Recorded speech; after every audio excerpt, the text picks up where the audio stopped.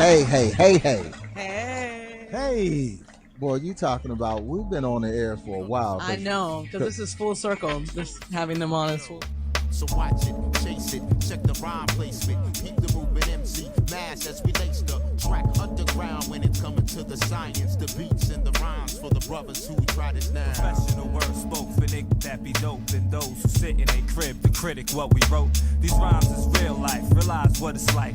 Living in southern sights, setting your north mics to the turnpikes. They ride and ridicule, but couldn't fathom the weight of dates and schedules or rates in your revenues. Niggas be home with Mom Duke, supplying all the vinyl they own. Never seen out the city or heard the word MIDI. Never knew underground wasn't your town's committee. It couldn't recognize DJ from that player, diss from Dick the Jock, MC from Rap Sayer. Niggas be walking around, but they don't see the picture till a frame break off the landscape and hit ya. So watch it, chase it, check the rhyme placement. Yeah, keep the movement MCs. Man says we lace this track underground when it's coming to the science. The beats and the rhymes for the brothers who try this.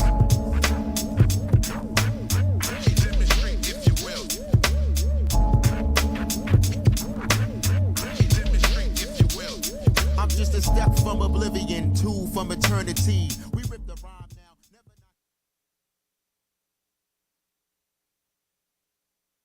now, Hey Groove listeners, this is your co-host Shantini Ari. We Love Rare Grooves is the premier entertainment music podcast show. We feature real artists and their music plays like the never-ending soundtracks in our lives. We have interviewed such artists like musical legends Dionne Warwick, Stanley Clarke, Billy Davis and Marilyn McClure, and so many more. Tune in to We Love Rare Grooves Tuesday evenings, 7 p.m. Pacific Standard Time. Subscribe to our Some drink while others live. Some taste while others embrace. When you can't get to the vineyard, bring the vineyard home to you.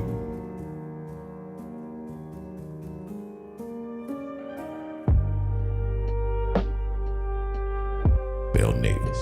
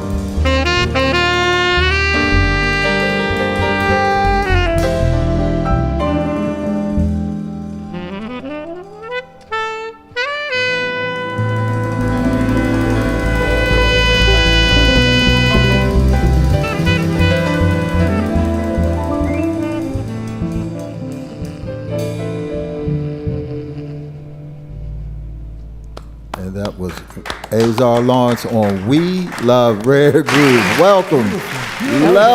Welcome. That was a nice resolve at the end. I know. To our studio audience and everyone around the globe for tuning in to another live edition of We Love Rare Grooves. I'm your host, C. Mose. That's right, coming to you every Tuesday night, bringing you the magic of the music and the music of the magic. Only here on We Love Rare Grooves from the Tiny Room Studios here in Los Angeles, California.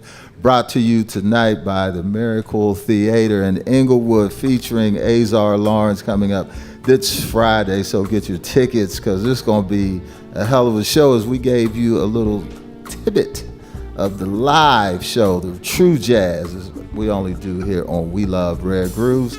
Got in the house tonight as we do. I can't do it without my great cast and crew, so I'm going to give them some love, starting off with the world famous DJ Reg. What you say, my good man? You in the house, man. Hey, how you guys doing?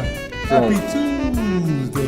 Happy Tuesday. I see you grabbed that video of our guest tonight, right? You grabbed that. Way back, man. Way back. You have a big afro.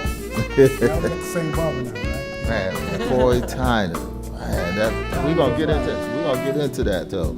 So thank you, man. We got a great show. I'm sure you got some great music coming up. And then we have the consultant in the house, the music aficionado. But tell me what it is. I'm a cultural music anthropologist. So then I go to the roots, and we got roots here today. You know, we got a real music man in the house today, and so I'm pretty excited about it. Got many questions to ask him, but you know what? He's not talking about it, he's doing it.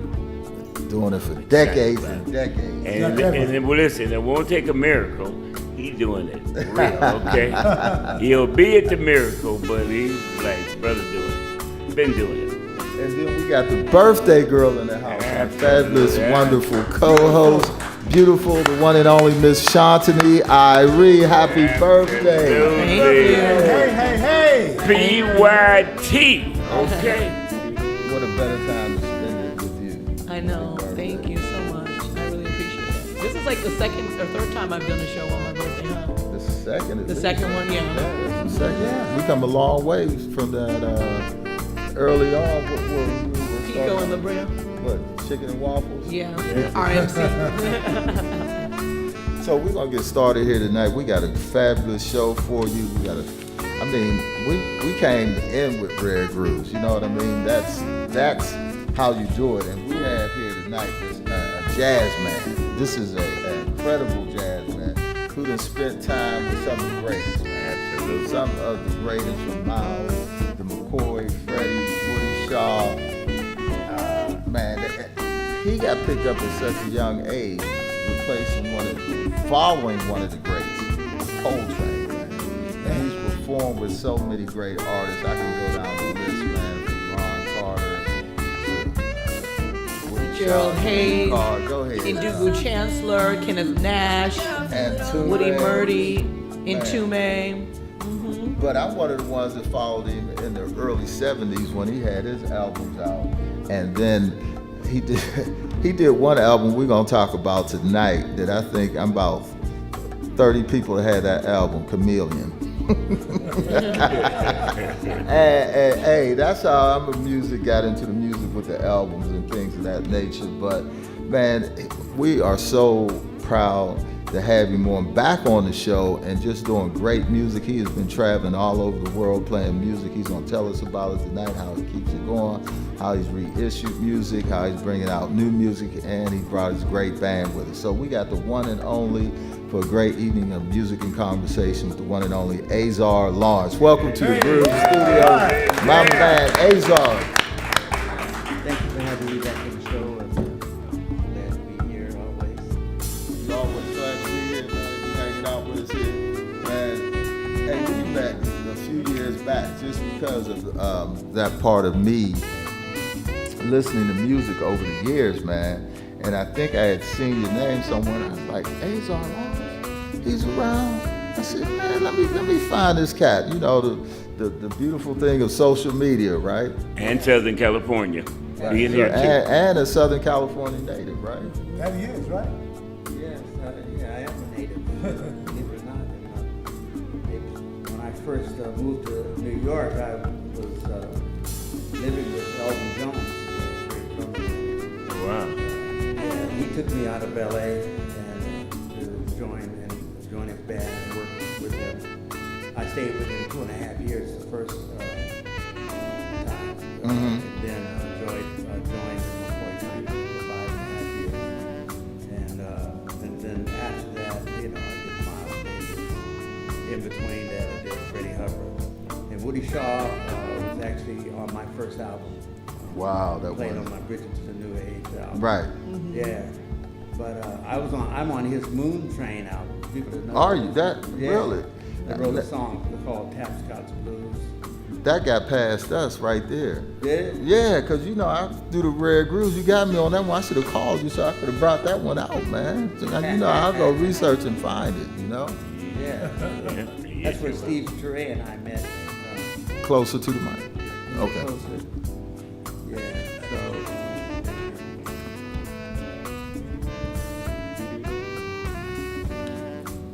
Yeah, I hear a wonderful song in the background. And it's kind of taking my mind to the music there. Yeah, you guys are gonna play it. I think that sounds like an Azar Lawrence record. Yeah, that is. Ain't no doubt about it. New Sky. It's Yes, yes. And that's ain't no doubt about it. Yeah. Original composition. Okay, is it? Okay. Yeah, That's I it. know him well. But it's about you tonight, but also the celebration of Pharoah Saunders. So we're going to go through some of the music tonight, but we're going to tell the audience how the early influences on you, like kind of how they found you. Even from what high school did you go to here? I went to Dorsey High School. So you're a Dorsey down. Yeah. All the time. The other people went. Wonderful music department. Very, very, very prolific guys were in there. One by the name of Herbie Baker, who was he played with Freddie Hubbard. He was 16 and we were 16, and he had a car accident and perished. Okay. Wow. Yeah, but he was just a prolific player and inspired me, because after that happened, it was like okay, I had to step up. There was no lollygagging around, because he was the type of pianist. When I say a prolific, he was not just like a prodigy, but he was like a grown man. I mean, he was like a grown. He played like he was McCoy or something. Of course he would have had the polish, but he had. He was wonderful, and every time if he walked by a piano, he had to play it. And so, and he was my friend, and they shut the school. The school could not operate that day. I can imagine. Yeah, I can man. imagine.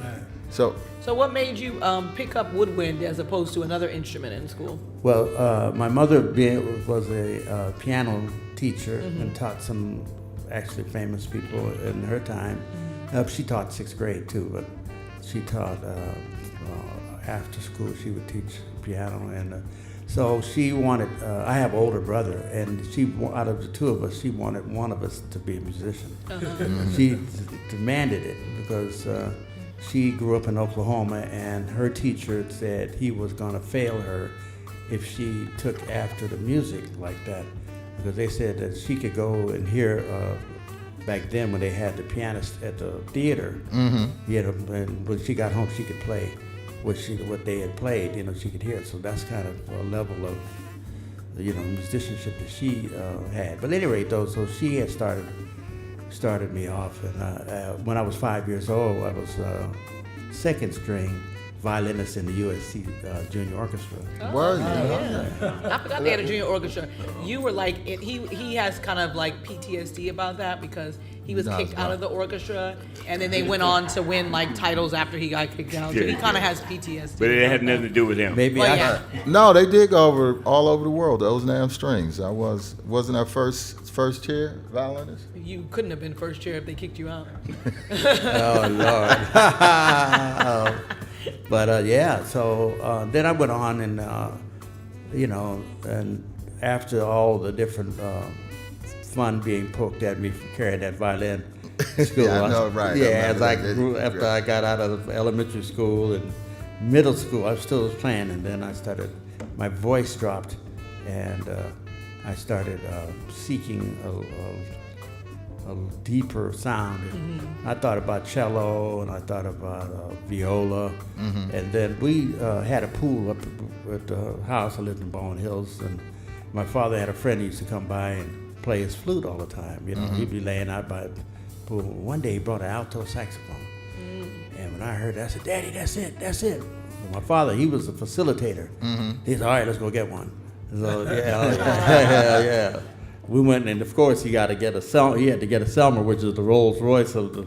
Right. I didn't even know how to do what I did, but then I had some music lessons. A guy named Mr. Shoemaker used to come over once a week, and I'd scramble to.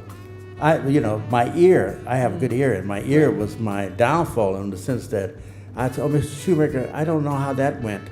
And then he'd play it, and then I said, okay. And then I'd play it. I hadn't even looked at it at all. Did you notice the change in how you were treated by your peers once you switched instruments? Well, later on as time went, because at Dorsey, Herbie and I became the icons, and because they had a battle of the bands each year, and they had the busing of all the various students from all the, Hamilton and Fauché, and we won all 3 summers, and so, all the people were proud of us in the school. We'd have these different assemblies, and they were looking forward to the band, especially Herbie, because Herbie was, I'm telling you, I learned so much. Yeah. So tell me how, because obviously you were marinated in a broad a group of instruments. Tell me how that affected you, later, because we've had quite a few people on, but most of the time people will say, hey, I'll follow up on this instrument. But with you, with that broad range of things, how did that affect you in terms of your career and how you listen to music? Just give me a little insight into that. Well, you're saying how did the violin? That you had the ability to play multiple instruments, strings, woodwind. There you go. Thank you. I had the ability. The ability to play that violin. Boy, that violin would just whip me all up my side of my head if I tried with it. Because the good thing about it, how it did affect me, is that the string, when you're dealing with strings, there's no buttons to push, so to get the accurate note, or to get the note at all, you have to hear. I mean, you have positions, that are approximate positions of the notes, but you have to fine-tune them with your ear. And so it's very, very good for one's ear. Just like a vocalist, Yeah. All right, when a vocalist has to modulate. If you need to modulate, but not only vocalists modulate, all music instruments have the ability to modulate. Yes, He learned one musical word, and he just likes to insert that wherever he It's a can. good one, too. He doesn't know what it means. He just likes to insert it wherever he thinks it belongs. Hey. You know my man, okay? But without going too far, I would like to thank and kind of speak about the wonderful musicians that you heard playing. That's what I was going to tell. Tell us about the musicians. But we we're going to get into this Friday. Who we had in the house tonight? We had Dennis Nelson on guitar. Yeah. Dennis Nelson on the guitar. Yeah. Guitar. Dennis Finger Roll Nelson. I mean, I don't want to Finger roll. Finger Because you can still finger roll. Yeah, distinguish him from The others. Dennis of Seville, huh? Okay. Yeah. Who we had on the bass? Miguel Alvidrez. I'm just going to stay with Miguel on the stand-up bass. Yes. And then Fritz Wise on drums. Fritz Wise on that Fritz man. So Fritz got I kind of was reserved. I didn't want to say that name. I wanted him to be able to get out to his car. A lot of times, once they say his name, then he has to go out the back door because there's so many, all the ladies and everybody. I see him I'm coming. sure, I see him bet. coming. Yeah. Tracy, stop chasing him. Yeah. So and then Robert Turner. Robert Turner, my man Turner. Robert Turner Turner on Turner. keyboards, on piano, On keys. Oh, and yeah, I just Sticky Finger Turner. appreciate Is that what them. a sticky finger turn? Right, because he stick on those pianos. And Oh yeah, that didn't work. That's gonna be Those your notes. your name, Sticky Finger Turner. And then I just want to add that many people want to know who this person, Tracy Hannah, the Magic Manager. Right, that is true. And The the Magic. viewers- Oh yeah, that's Since we met, she has definitely had you guys all over the world. Yeah, so I Tracy will Hannah, definitely the give her Magic her Manager. props. yeah. Definitely give So, her her props. You guys have I've been all never over. heard of a out magic there, manager. too. Magic manager. yeah, it's the Magic Manager. She I like would giants. ask her. She like giants. I would ask her to do a cameo, but We'll get her in there. She like giant from Mo Better Blues. okay. But yeah, so and the song that we Opened up with. opened was Themby, original composition by Pharoah Sanders. Yeah. Yes. The second one was Fatisha. And you can hear us perform these songs at the Miracle Theater. Right, because we're gonna do a tribute, right, to Yeah, we're Pharoah getting ready. Saunders, Who mixing with was- some Azar songs, right? Oh yeah, we're gonna do Get some your tickets today at the Miracle Theater, right? MiracleTheater.com. Tickets are going fast, so It's a great gonna be venue. right. It's gonna be sold out. Hey man, you still got something for me to get in? Yeah, I guess. At least one for Hey, you. but let's go into. We're gonna come back, talk more about it, and get into kind of how you met McCoy Tyner, some of your early compositions, and some of the things that's going on with you now. We're talking about 4 or 5 decades of music, live music. So we're brought to you by Bell Navis Wine and Spirits. That's right, Bell. Tell us about that Bell Navis over here, my good man. The Cabernet Sauvignon. Full body rich Cabernet, also known as the Cabernet in the ghetto too. Yeah, So Cabernet. It is a nice wine. And when you talk about relaxing, listening to some good music, man, at the Miracle Theater, but they won't have it at the Miracle Theater. We're gonna have some at the Miracle Theater, right on. We're gonna have some Bell Navis. That's So you got to. right. Got to. 93 points exceptional. We gotta come out now. BellNavisSpirits.com. So we're gonna go into our next musical selection. We're gonna take you back to the early years. You know how we do. We going in the crates tonight. We're gonna start off with this. What we got, Reg? Ode to Pharaoh. Ode to Pharaoh. Ode to Pharaoh. Yeah, we reached back in With the great crates. Nate Morgan. Nate Morgan was on Yes, piano. yes. Rest in peace. So tune in. We're on Facebook Live, YouTube Live, and also anywhere you can find podcasts, iHeart, Pandora, Spotify. You can find us here. We love Rare Grooves. In the making. Coming up in a few weeks, we got some exceptional guests, and we're waiting on to get that call. It's the best music podcast. Get nominated, waiting for that nomination again. They're out now, so we'll look forward from Discover Podcast Magazine. DJ Reg, you want to take us away? Here we go. On We Love Rare Grooves, coming from the Tiny Room Studios here in Inglewood or Los Angeles, but we right here in the city. So come join us.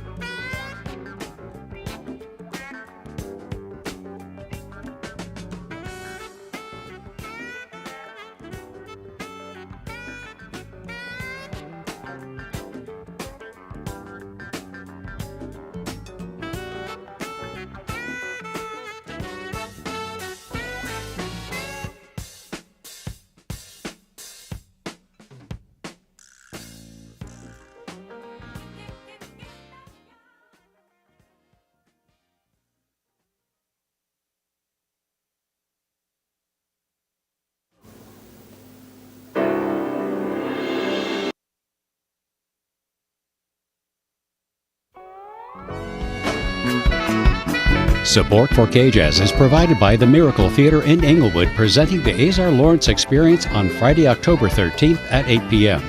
LA saxophonist Azar Lawrence will celebrate the legacy of Pharoah Sanders with a concert of Sanders and Azar's compositions on Pharoah's birthday. He'll be joined by special guest Ricky Byers, a former collaborator of Sanders. Tickets are available at themiracleinglewood.com.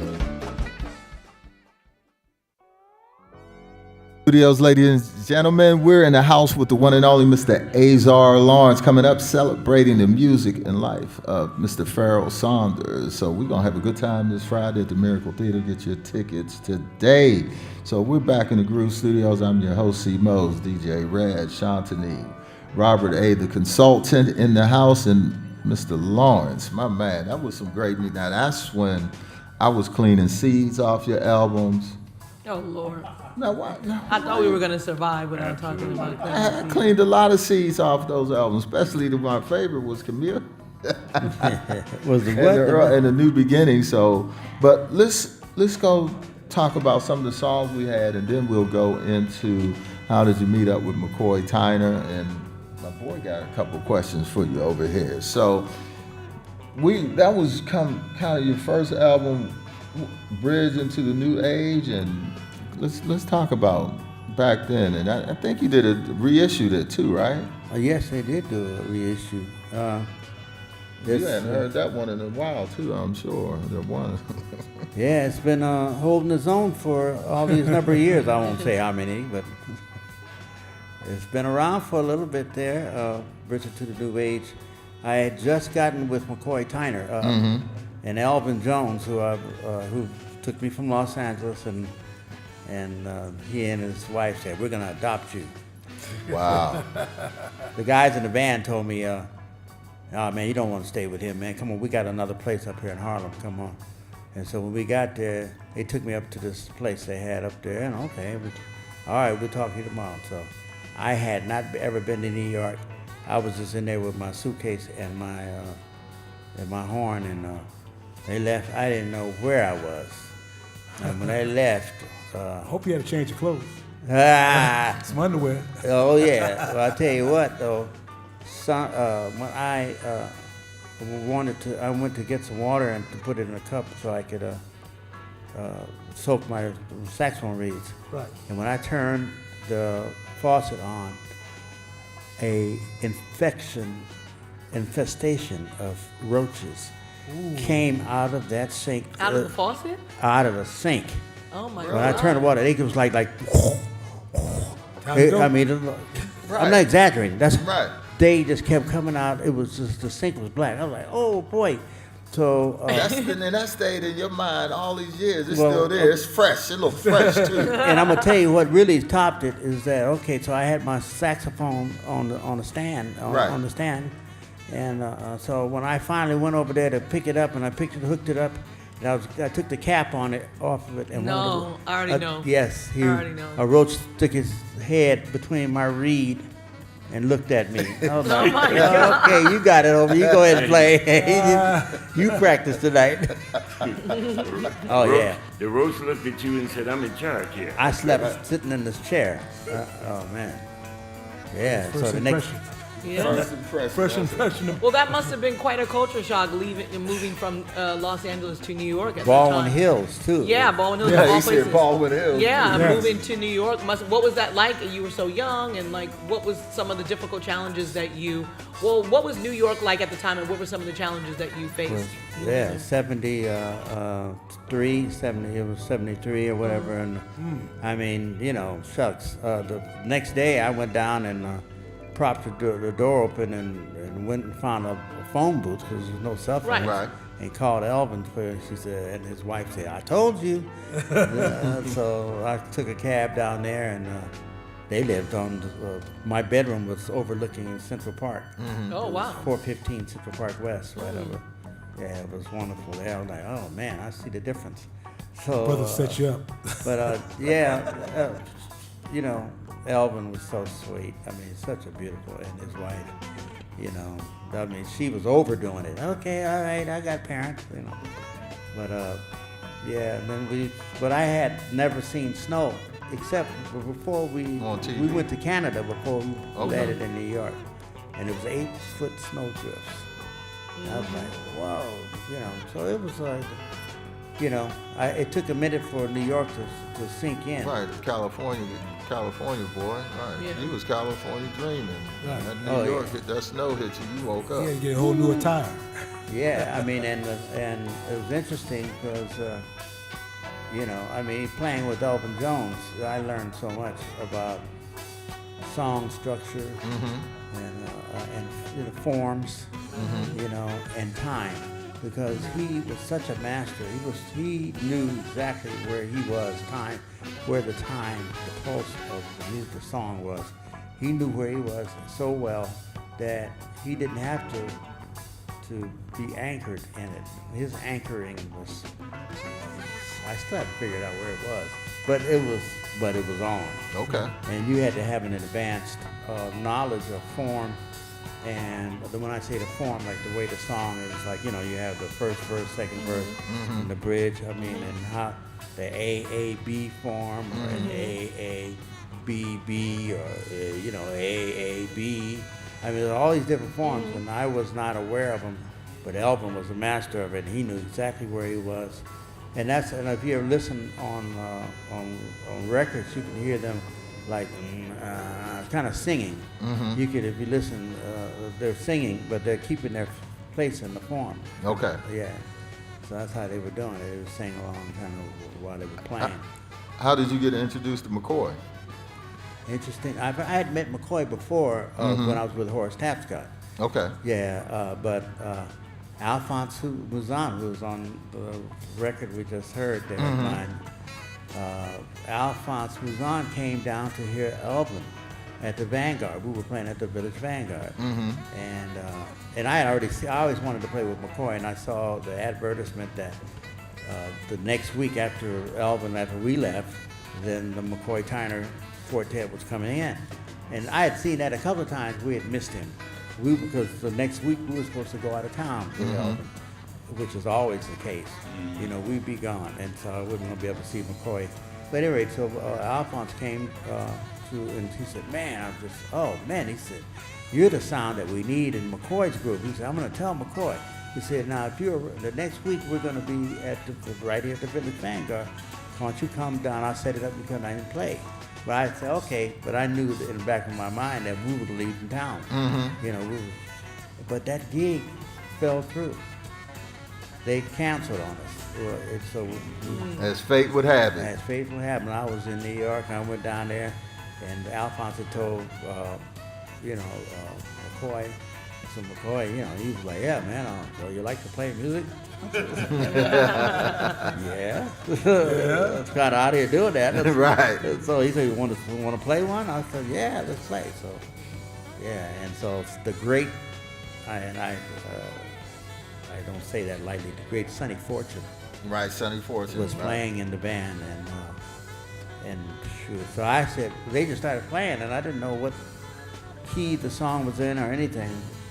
And so I said, you know, what key is it in? While they were playing, and he just held his hand up like that. So I didn't know if that meant for the piano key or, you know, anyway, I figured it out because McCoy nodded to me and I played, and after that, I saw him wait around till everybody started leaving. He was talking to a couple people. He was just waiting around. And after Sonny left, after Sonny Fortune went up the steps, then he came over to me and, hey, man, I like your song, but you want to play some music? I said, yeah, I want to play some music, man. Are you kidding? So at any rate, though, I was staying in Virginia part of the time. At that time, I was married, and her parents lived down in Arlington. And boy, I'm telling this long story because this is the catch. I still hear my voice ringing because they say, hey, you have a telephone call. So who would call me? So I got the phone, and he said, hey, man, this is McCoy. I yelled. I can still hear it. It's still reverberating in the. I yelled right in his ear too. I was like, oh man, yeah. So he said, yeah. He said, I want you to go to Europe with me. And that's what we had started the show off in Montreux. Live at Montreux. Yeah. We did one performance before that we went over there. We went up to Syracuse, upstate New York. And man, when I got on the airplane, there was this big brother there with a saxophone. And so I told Alphonse, I said, is that Yusef Lateef, man? And I was an idol. Wow, Yusef, right. He was sitting there. So he didn't say anything. And so we played, he played first and tore it up. And then after that, we played. And so I was packing my horn up upstairs. All of a sudden, bam, the door bursted open. And here comes Yusef running in there. And running at me, too. He's kind of a big man. Right. He said, do you know what you did? Do you know what you did? I said, no, what did I do with it? He said, you got to the people through consistency. Wow. He said, you got to the people through consistency. He said, anything I can do for me? I said, I'd love to study with you, man. He said, okay. And he gave me his information, and he was teaching at University in New York, NYC. Nice. So I used to go down and once a week go down, and when I was in town. Man, that's great. Yeah, that was a high point there. Study with Yusef Lateef. And his thing was, he said, man, the sound is in you, man. He said, we're going to get it out. We got to get it out. I said, please do. Please help me get it out. So you've been in the business now 50 years, in terms of jazz. Talk to me about what you've seen in the evolution of jazz. And again, strictly from your perspective, the changes you've seen, the good and the bad, and whatever else you want to talk about over your 50 years of being involved in the industry. Some of my young female fans may be shocked to know that it's been 50 years. Watch what you say. Perpetrating the We're fraud. not telling We ain't gonna everybody tell that them. you We started in won't tell 1973, because that's going to be our secret. Some of that stuff down But it has been that, and it's gone by so quickly. It seems as though, that saying that when you're having fun, time flies. Yeah, I love my job, and I've gone through ups and downs, self-imposed ups, self-imposed downs, and but it's all been a learning experience, and I'm still here, Right here on We Love Rare Grooves. Yeah, right here on Rare Grooves, because some of the everything that is just like all the things that I heard about. Charlie Parker did this. I never drank, but I went through a lot of stuff. Okay. Yeah, and then McCoy, when after I left him, 5.5 years, so I hadn't seen him for a while. And then when I saw him, I had been through some stuff, and he said, well, you know what? I told him about it. He said, yeah, I heard you went through some things. He said, but you don't want to be a big flower with a small stem. He said, I'm trying to broaden my stem. Which he ended up doing too. Right.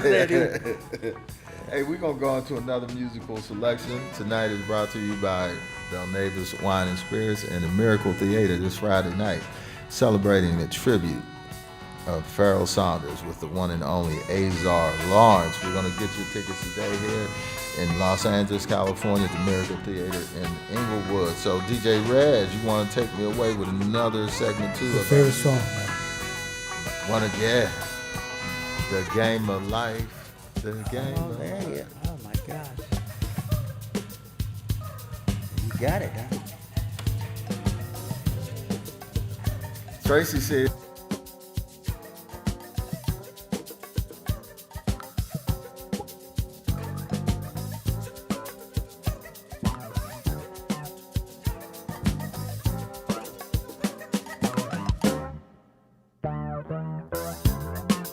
Trying so hard to put you out of my mind. Other thoughts I just can't seem to find.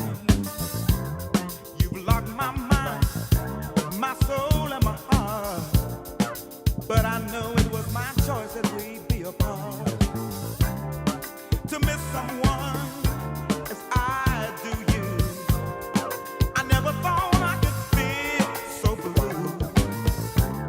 It's just a part of life's master plan to live to love.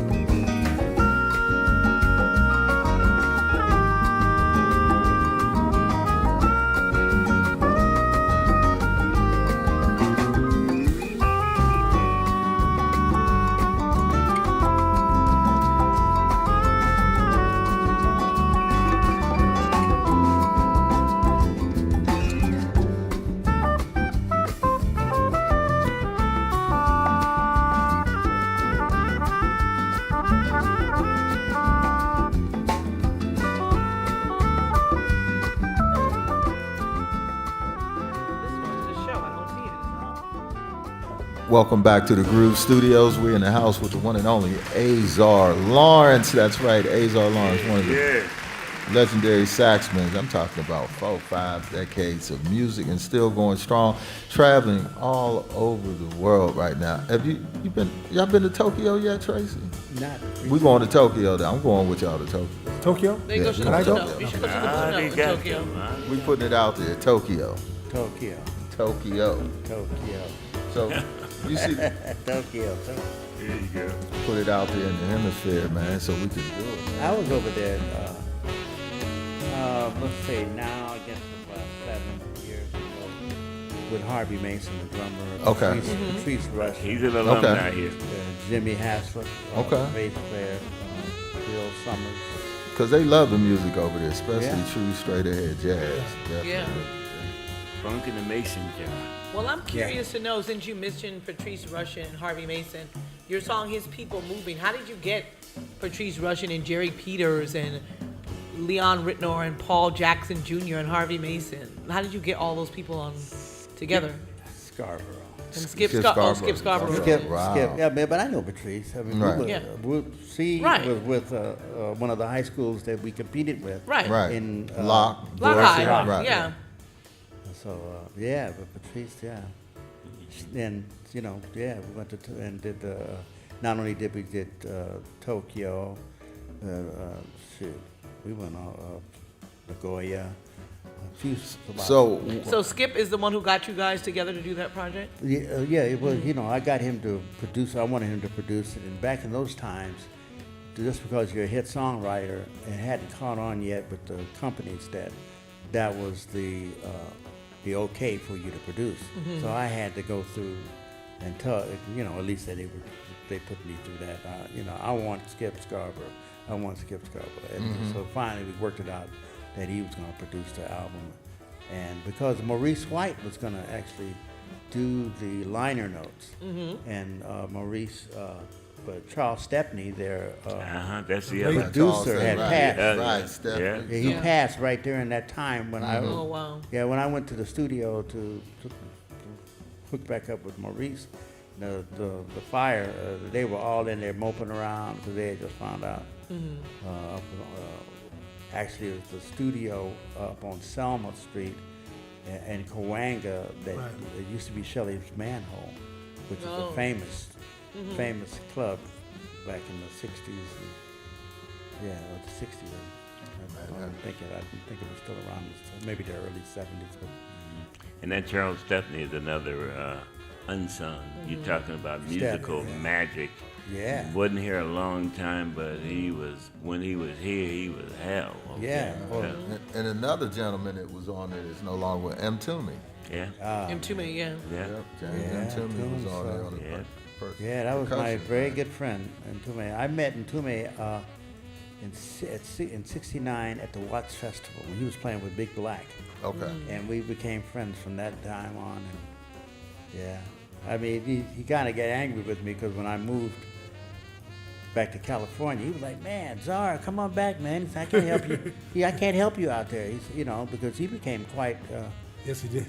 He was in there. He was like the Quincy of the East Coast. Yeah. He was cold then. Yeah. With In Lucas. fact, we used to write. We had some songs we were writing together before I moved back out here. And What made you move back? What made you move back here? No, it's home. It's home. It is, yeah. And my youngest daughter was just born, and my mother was going to Brazil, and we wanted her to see, my wife at the time, we wanted her to see the child, and we packed up and going to Beverly, You and Jay Beverly Hillbillies. Yeah, we packed up that BMW at the time, and Beverly. we got on out of here. And then she was tired she was from Philly, so she was tired of the snow. That's a reason enough. That's reason. She had come out and see the house that we were in there with the pool and all that.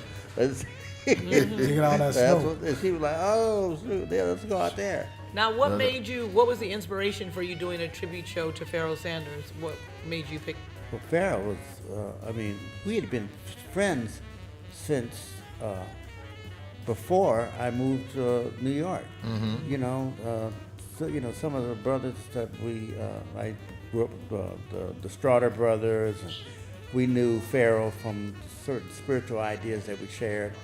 And, you know, and also Maurice White and myself also had that foundation. Yeah, you know, certain spiritual ideas. Yes. Right, the elements. Yeah. See that with the album covers. Right, Yes. the elements. Yeah. You know, it's very conscious. So, so when I got to New York, and then not only that, when Elvin, and then for the 2.5 years, but then with McCoy, we were on tours with Dizzy, with Pharaoh, with you name it. We were on, you know, I mean, Dexter. We would, one night we would open. Dexter Wanzel? No, Dexter Gordon. Oh, Dexter Gordon. Oh, okay. Yeah, all the, you know, Dizzy. One night we'd open, the next night we'd be the second group, and you know. In fact, Sonny Rollins, it was funny because Sonny Rollins, they had 5 microphones for Sonny. Yeah, Wow. yeah, and as big as his sound was, but and it's such a nice person, Sonny Rollins. But then, so if we played first, they, you know, they'd have 1 mic for my soprano, 1 mic for the tenor. And then when we stopped, they'd run out there with 4 mothers. And then if we played second, they'd run out there and take them mics off too. Just leave two of them for me. They take all the mics that they had out there for Sonny off. Run out there and grab them. Just leave that up for me. You know what's amazing about Pharoah? He produced over 55 albums. I can imagine. And people that would be a little musical note that people wouldn't realize, man. Yeah, So, that's a lot. And see, would you consider him a mentor? Or oh, absolutely. And a friend, you know, I mean, he invited, you know, McCoy, Billy Hart, the drummer, myself, and Toomey. We all lived in New Jersey. Okay. You know, I moved out to Jersey after a year in Manhattan, you know. And, you know, so we all lived out there. And, you know, Azar, come over for Thanksgiving. You know, Pharaoh used to invite me, you know, for Thanksgiving dinner. So, and then when he came out here, moved out here, by and by, you know, I would see him, but then we would talk, you know, quite a bit. Then, for the last few years, we became very close. And then during the pandemic, you know, and I know Tracy, the magic manager, set up quite a, we set this performance up for his 80th birthday. Right, I remember. 80 trips around the, you know, around the sun. We did it at the Zebulon, and actually we were going to do. It was a prelude to the New Sky album, but you know, Pharoah had fallen. He walked out at night in the backyard and stepped off the step wrong and broke his hip. Oh, okay. Yeah, he was dealing with that. Oh man. So yeah, he was dealing with that. But anyway, we really became. I mean, I was actually became so close. I'd go pick him up and you know, hey man, you want some? What you want? You want some? Oh, I want Thai food tonight. I go get it some Thai. Tracy and I, we go get it. You know, no, I want some of that fish tonight. You know, we go. What else you want, Pharaoh? You know. So the tribute will be how's the music? Is it going to be most of his music? Is it going to be sprinkled in with some of your music? Yes. It's Okay. Gonna be some of my, you know, in fact, if you go and look at our video, you know, 80 trips around. Right. You'll see Pharoah. He's playing some of the songs that I wrote. Okay. Yeah, I mean, we're playing those together, and then we played a couple that he wrote. So it was a collaboration. So we're gonna see that collaboration this Friday night at the Miracle Theater here. Absolutely. Well, we have Ricky Byers, who is extremely prolific. Okay. That's the word I have to use with these individuals' levels that we're talking about. Right, because I thought we were going to get her tonight, but it was a birthday, so we'll wish her a happy that's right. birthday. Today's her birthday. Right, that's why. Happy birthday, Ricky. Right, we only can have one birthday girl on the show tonight. Right. Did we? She's got to shine. So, hey, we're going to go into our last musical selection, then we're going to come back with your favorite top 5, and also think about what you tell a young musician that's trying to get into the game and, you know, give a word of pearls of wisdom. as we close out the show here on We Love Rare Grooves. But our next musical selection, just go into a little bit of Pharaoh stuff, and we'll come back. So here, tune in on We Love Rare Grooves. You can find us on anywhere you find your musical podcast at today. We're streaming live on Facebook, YouTube, and also here at the Tiny Room Studios here in Los Doing big Angeles. things in the tiny room. DJ Reg, what you got for me, man? This is my girl, my home girl from Pittsburgh. Is it? Oh, yeah. You finally got one? Huh? Well, I know her sister. I didn't know. Here, boy. I didn't know Phyllis. I ain't gonna perpetrate a fraud. I didn't know her. But That's new. Oh, we gonna play Phyllis? well, that's what Pharoah Saunders, As You Are, 1974. Yeah. This one right here, boy. Clean some seeds off. Put this on. You gonna have to. They're gonna have to give it up on this one. This Tori, is a family this one, show. you'll know, Tori. This is Very before my your very time. good friend. But you can get you something on this one right here, I was so hurt boy. when. Yeah, it hurt. Oh, this was the song Yeah, that you we usually do. don't mess with me if somebody does something like that. But Set up.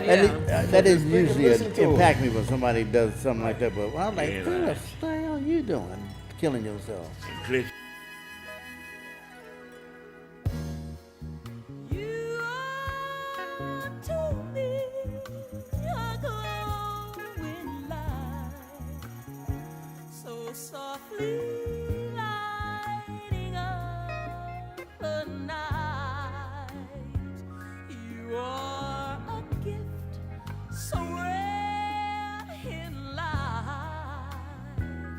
That's why I love you as you are.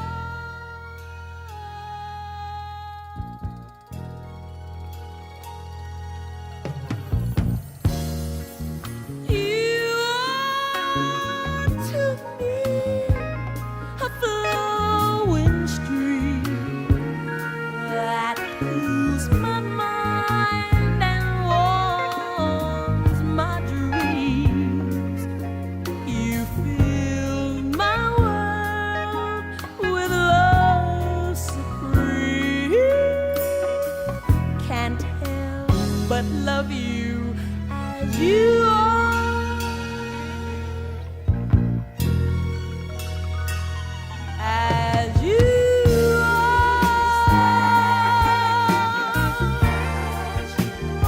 As you are.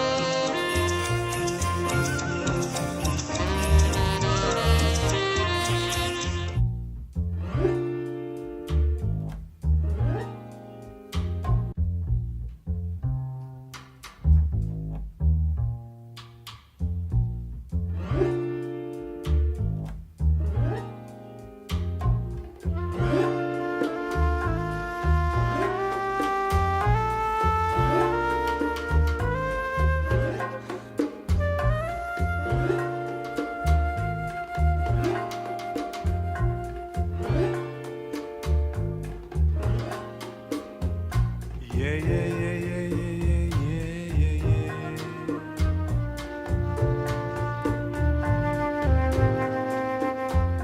Yeah, yeah, yeah, yeah, yeah, yeah, yeah, yeah.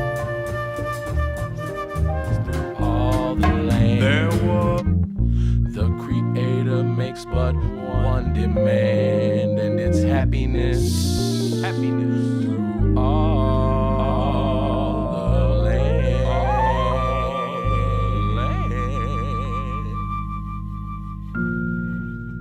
Love Rare Grooves with the master plan. Man, we back here, and we love Rare Grooves back here live in the studios. We got a little celebration in the house today for our co-host, the one and only Miss Shantini Irie. This is her 22nd birthday. You started out when you were 12. We had you when you was happy birthday. Happy birthday to you. Happy birthday to you. Happy birthday, dear Shantini. Happy birthday to you. And many more.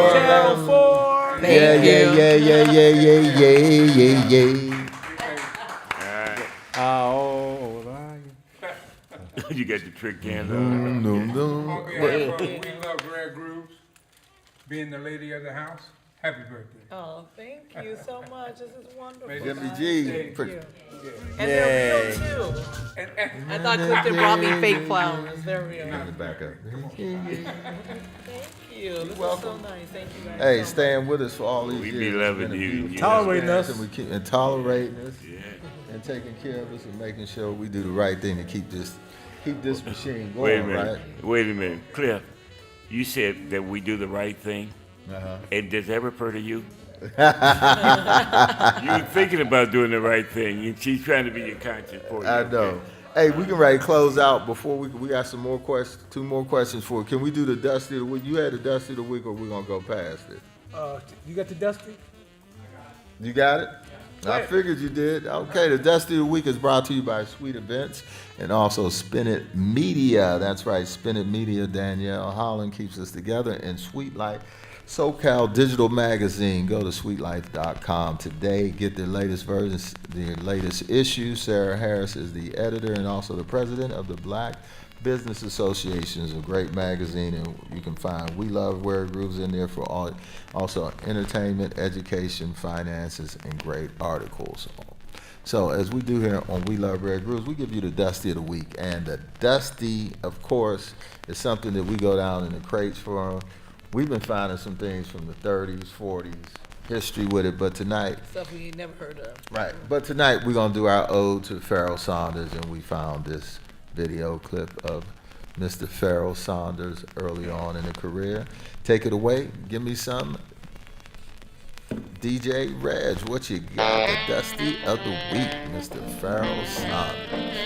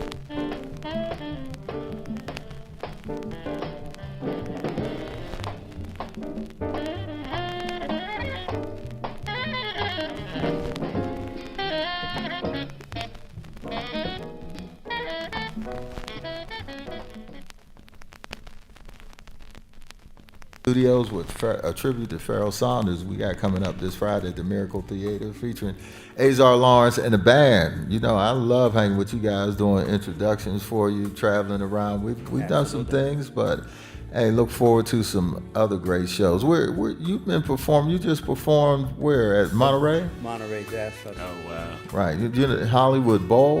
Hollywood Bowl, yeah. I Where saw else? him at the Hollywood Bowl. I saw you Did there. you, Reggie? Yeah. Were you doing the sound and stuff? No, Oh. I was a part of the audience. Oh, okay. Yeah, I was there. Were you there? That's why we got to get him over to Tokyo. Yeah. Have you been over Jazz Cafe over in UK? No, not We yet. ain't did that yet. We gotta get over there. Okay. Oh, well, they The might magic, be- the magic Big manager Red. just They said Big it. Red to knock on the door. Knocking on the door. She's knocking on the door. She either or Hey. she gonna kick it down one. We were at the Intone Festival there in Austria, and then we did a tour of where were we? We were over in Germany, probably. Germany. Germany, okay. Yeah. So Right te- on the border of Austria. Okay. Yeah. uh-huh. So tell us, The South. what would you express to a younger musician now trying to break into the industry? Give me some pearls of wisdom. Well, you got to practice. Okay. That's the reality. Yeah, you got to practice. If you love the instrument, if you love the music, then practice and go all the way in there. Don't half do it, because that ain't gonna do nothing for you. So how have you embraced social media now? You know, just you as an artist, because social media wasn't around when we was with McCoy. That's true. Yeah, I've embraced it, and Tracy, the Magic Manager, Magic manager. practices some of her so magic. So that's not you when Azar Lawrence said, "I like what you posted." No. Don't tell his fans that. That's him responding to you all. It is me though. Yeah, I'm in there. All I'm in there. So give us your top 5 musicians that's holding that same instrument that you had. That you were Top put- 5 saxophonists of all time. Of all time? Yes. that you feel in your heart. Is of all Stanley time. Turrentine. Okay. Pharaoh From Sanders. Pittsburgh. Okay. Yeah. No particular order. Go ahead. Yeah. Man. Let's see, who else can I say? There's a lot of them. Billy Harper. Well, of course, Yeah. Coltrane. How many I got? You said 4. You got one more. I got one more. Okay. You could do 6. Ornette. Ornette Ornette On there, Coleman. Coleman. Yeah. You can also put one more in there. Yeah. Azar love Lawrence. Well, yeah. I mean, that's a given. So since we were speaking on social media, how does everyone keep up with Azar Lawrence? Is it just Azar Lawrence on? Azar.Lawrence, right? Yes. On Instagram. Right now. Is that what it is on? That's what I remember. Yeah, I think it's Azar.Lawrence on Instagram. But if you type in his name, it comes up right away. It comes Comes up. out right away. Not a lot of Azar. Not a lot of Lawrence. Azars. Is, Twitter, Facebook, yeah. X, right? X Yeah. now, right? X. Oh, yeah. Thank you. The Twitter. The Twitter. So, Azar, Yes. I'm waiting. I can't wait for Friday, man. We're gonna have a great time at the Yes, Miracle we are. Theater. If you What can time get is there, the show? 8 o'clock. 8 o'clock. Yeah. Be there or be square.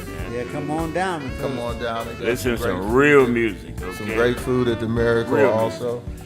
Great acoustics there. We're gonna have a great time. If you DM me, you can find out how you can win some tickets for this coming Friday, October 13th at the Miracle Theater. See Azar Lawrence and the team, man, the band. Yeah. We had my boy here today, Chris Laurie on the trumpet. yeah. And Wes Oh, on the yeah. drum. Where was he? He had a previous engagement. Right. but also- He's gonna be playing.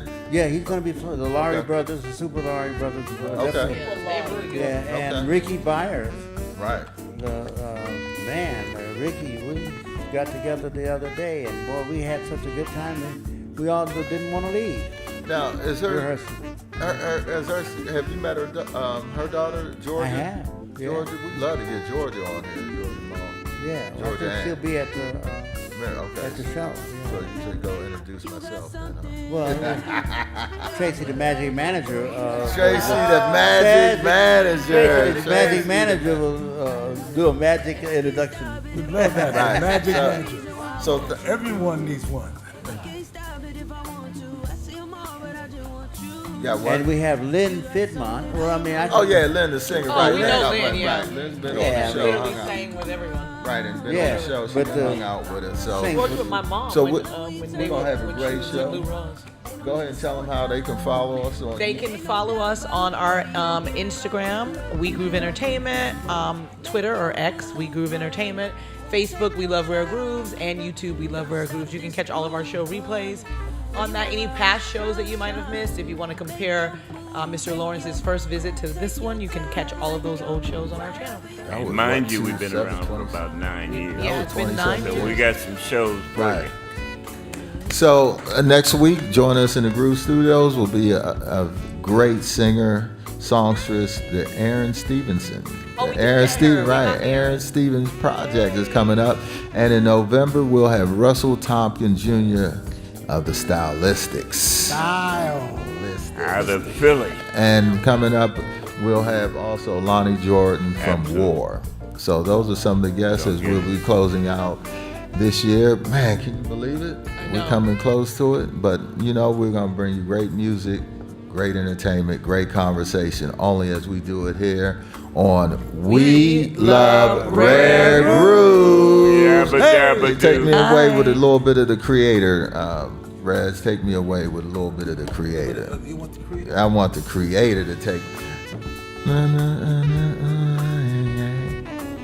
Yeah, yeah, yeah, Start singing if you don't yeah, hurry. yeah, yeah. Let me hurry up and get Yeah, over yeah, yeah, yeah, yeah, yeah, yeah, yeah, yeah, yeah. And we want to thank the Tiny Room Studios, our guy, Corey, my man, Julian, the GM, the hostess with the mostest, as we do here on We Love Rare Grooves. Yeah, yeah, yeah.